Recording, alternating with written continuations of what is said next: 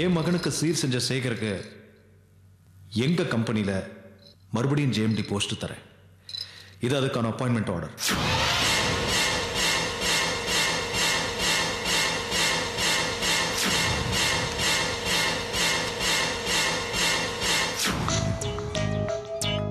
மனோகர் எப்படி திடீர்னு இந்த ஜிஎம்டி போஸ்ட் நம்ம கொடுத்துருப்பாரு? ஒருவேளை இதுக்கு அஞ்சலி உடந்தையா இருந்திருப்பாளா? வரட்டும், அவ வழியிலேயே போய் அவளை விசாரிச்சு பார்க்கலாம்.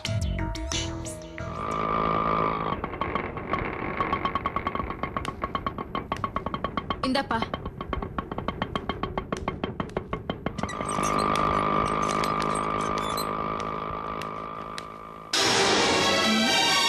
என்ன இது, வீடு திறந்திருக்கு? விஜய் ஸ்கூலுக்கு போயிருப்பான், அத்தையும் அம்மாவும் கோயிலுக்கு போயிருப்பாங்க, அவரும் ஆபீஸ் போயிருப்பாரு. வீடு ஏன் திறந்திருக்கு?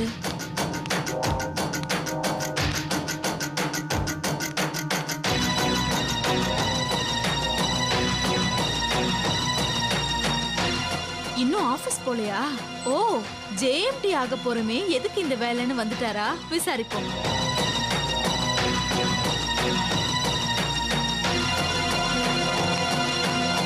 என்னங்க, வேலைக்கு போனீங்களா இல்லையா? என்னமோ ஆழ்ந்த யோசனையில இருக்கீங்க.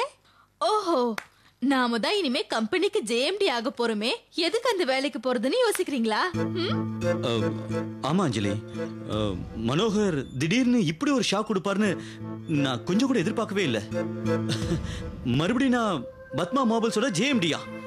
காரு, பங்களா, வசதி, வாய்ப்பு, அந்தஸ்து, இதெல்லாம் கனவா இல்ல நனவான்னு ஒன்னும் புரியல. ஐயோ, எல்லாம் நிஜம்தாங்க, எல்லாமே நிஜம்தான். மனோகர் அண்ணா, இனிமே நீங்க தான் என் கம்பெனியோட ஜேஎம்டின்னு சொன்னதும், எங்க நீங்க வேண்டாம் மனோகர், நான் இப்படியே இருந்துடுறேன், எனக்கு இந்த வாழ்க்கையே நிறைவா இருக்கு, தயவு செஞ்சு என்ன வற்புறுத்தாதீங்க, அது இதுன்னு சொல்லி மறுத்துருவீங்களோன்னு நான் ரொம்ப பயந்தேன். கடவுள் புண்ணியத்துல நீங்க அப்படி எதுவும் சொல்லல. நீங்க அந்த அப்பாயின்மெண்ட் ஆர்டர் கையில வாங்கினதும் தான் எனக்கு உயிரே திரும்பி வந்தது, தெரியுமா? பொடி பைத்தியக்காரி, ஒருத்தன் ஒரு தடவை தான் தப்பு பண்ணுவான், ஒவ்வொரு தடவையுமா தப்பு பண்ணுவான்? ஆமா அஞ்சலி, ஏற்கனவே தேடி வந்த லட்சுமிய கும்பிட தெரியாம திருப்பி அனுப்பிட்டேன்னு உள்ளுக்குள்ளேயே நான் குமுறிக்கிட்டு இருந்தேன். இப்ப அதே லட்சுமி திரும்ப வந்து கதவை தட்டும் போது நான் வேண்டாம் சொல்லுவேன். என்ன அஞ்சலி இப்படி பாக்குற? இல்ல, அண்ணன் போஸ்டிங் கொடுத்தத நீங்க நம்பாம கனவா நனவான்னு கேட்ட மாதிரி, இப்ப நீங்க பேசுறதெல்லாம் கேட்டு எனக்கும் கனவா நனவான்னு ஆச்சரியமா இருக்குங்க. நீ எனக்கு சொன்னதையே நான் உனக்கும் சொல்றேன், இது நிஜம்தான். என்னால நம்பவே முடியலங்க. எப்படிங்க இப்படி மாறினீங்க? எனக்கு இன்னும் மலைப்பாதாங்க இருக்கு. நானா மாறினேன்? என்னோட தேவைகள் இப்படி மாத்திருச்சு. ஐயோ, இதெல்லாம் உண்மைங்கிறத என்னால நம்பவே முடியலங்க. அப்புறம் நான் உனக்கு இன்னொரு உண்மையை சொல்லட்டுமா? என்ன? சொல்லுங்க. இந்த ஃபங்க்ஷனுக்காக அம்மாவோட நகை எடுத்துக்கிட்டு அடகு கடைக்கு போனேனா, அந்த சேட்டு என்ன சொன்னா தெரியுமா? என்ன சொன்னா? ஏங்க இவ்ளோ பெரிய கோடீஸ்வர மருமகன் மனோகரை வச்சுக்கிட்டு ஆஃப்டர் ஆல் ஒரு 10,000 ரூபாய்க்காக அடகு கடைக்கு வந்திருக்கீங்களான்னு கேட்டான். எனக்கு அப்படியே குத்திக்கிட்டு சாகலாம் போல இருந்துச்சு. எங்கேயோ வடநாட்டுல இருந்து வந்த சேட்டுக்கு தெரிஞ்சது கூட பொண்ணை கொடுத்த உங்களுக்கு உங்க மாப்பிள்ள மனோகரோட அருமை தெரியல பாத்தீங்களா? இப்ப எனக்கு எல்லாமே தெளிவா தெரிஞ்சு போச்சு அஞ்சலி. பணம் பதவிதான் முக்கியம், பிறர் நலத்தை விட சுயநலம் தான் பிரதானம், உறவை விட காசு தான் பெருசு. இன்னும் சொல்ல போனா மனோகரே இந்த அந்தஸ்தை எனக்கு கொடுக்கலனாலும் நானே வலிய போய் கேட்கிற எண்ணத்துல தான் இருந்தேன்.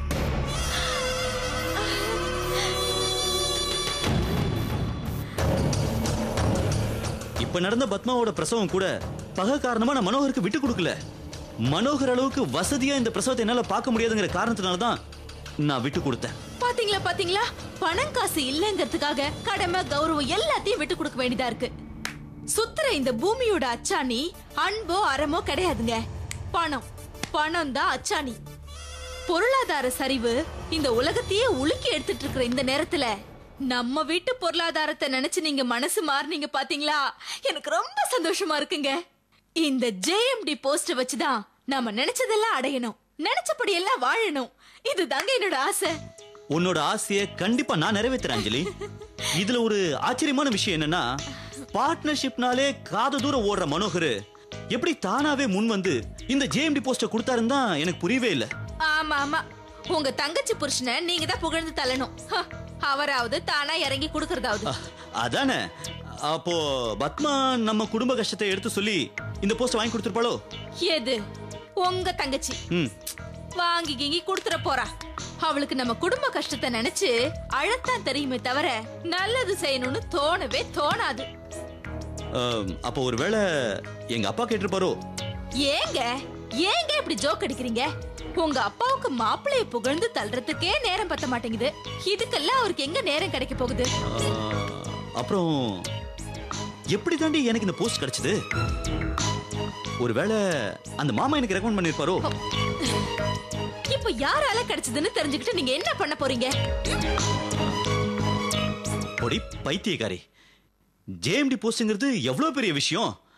அது யாருன்னு தெரிஞ்சா கால்ல விழுந்து கண்ணீராலேயே பாத பூஜை பண்ணுவேண்டி.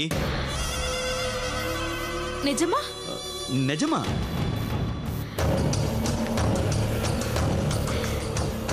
அப்ப பாத பூஜை எல்லாம் ஒண்ணும் பண்ண வேண்டாம். என் கழுத்துக்கு நல்லா எடுப்பா இருக்கிற மாதிரி 10 பவுன்ல ஒரு ஆரம் வாங்கி போடுங்க. நினைச்சண்டி, உன் வாயாலே இந்த உண்மையை வரவழைக்கிறதுக்காகத்தான் இவ்வளவு நேரம் நான் போராடினேன்.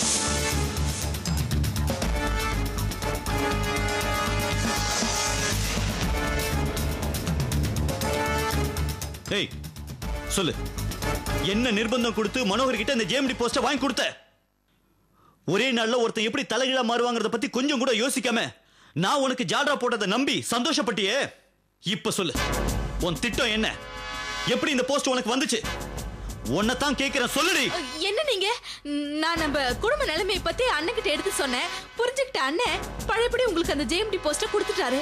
நான் என்னமோ அண்ணனை மிரட்டி இந்த போஸ்ட வாங்கி பேசுறீங்க. நீ மிரட்டி தான் இந்த போஸ்ட் வாங்கியிருக்க. அது எப்படின்னு எனக்கு இப்ப தெரிஞ்சாகணும்.